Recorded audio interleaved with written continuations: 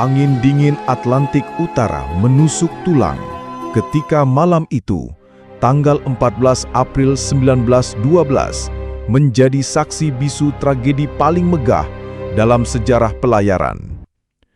Titanic, si tak terkalahkan, kapal raksasa yang dibanggakan dunia, pelayaran perdananya yang penuh harapan berubah menjadi mimpi buruk yang membeku di tengah laut. Penumpang dari segala kelas berkumpul di dermaga Southampton dengan mata penuh cahaya. Ada mereka yang mengejar kehidupan baru di Amerika.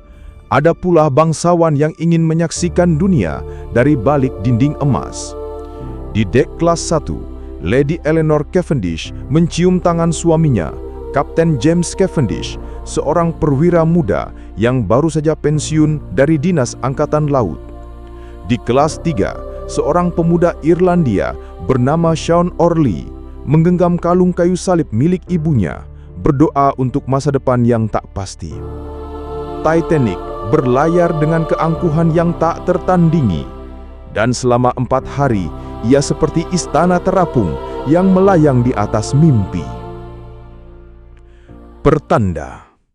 Malam itu, langit begitu jernih, namun laut terlalu tenang, seperti kaca hitam tak bernyawa. Para perwira mulai khawatir, tapi tak satu pun ingin mencederai citra kapal teraman di dunia. Di ruang komunikasi, Jack Phillips, operator nirkabel, menerima pesan peringatan gunung es dari kapal lain. Ia menyimpannya, menumpuk di antara tumpukan pesan pribadi penumpang kelas atas. Sementara itu di dek atas, Lady Eleanor berdansa dengan gaun peraknya, sementara Sean diam-diam mencuri pandang dari balik pintu luang musik. Benturan. Tepat pukul 23.40, suara logam beradu dengan es menggema di perut kapal. Titanic bergetar, perlahan namun pasti. Para penumpang terdiam, beberapa tertawa kecil, mengira itu hanya guncangan kecil.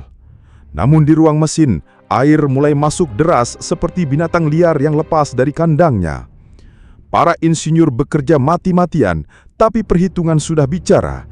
Titanic hanya punya waktu 2 jam.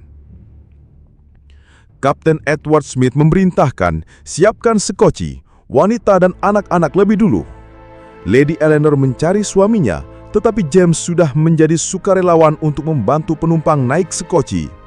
Di tengah kekacauan, ia menemukan Sean berdarah karena mencoba menolong seorang anak yang terjebak.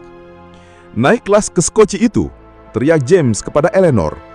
"Tidak tanpamu," jawab Eleanor dengan air mata membeku di pipinya. James mendorong mereka ke sekoci terakhir. Sean memegang tangan Eleanor, menahannya agar tak melompat kembali. "Kau harus hidup untuknya," katanya lirih. Laut menelan lambung kapal. Musik orkestra tetap dimainkan, walau para musisi tahu ini akan jadi lagu terakhir mereka.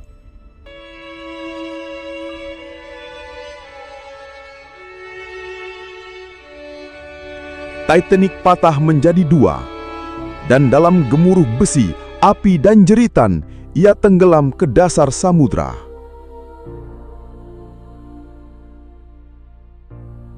Eleanor diselamatkan oleh RMS Carpathia keesokan paginya. Ia berdiri di geladak, menggenggam erat salib kayu yang diberikan Sean sebelum mereka berpisah. Dari 2.224 jiwa di atas Titanic, hanya sekitar 700 yang selamat. Dan di kedalaman laut hitam, di antara reruntuhan dan bayangan, sejarah bersisih bahwa bahkan keangkuhan paling agung pun bisa hancur dalam sekejap oleh sebuah bongkahan es dan takdir yang tak mengenal belas kasih. Jangan lupa subscribe. Tiap kamu subscribe, malaikat pencatat amal ikut senyum tipis.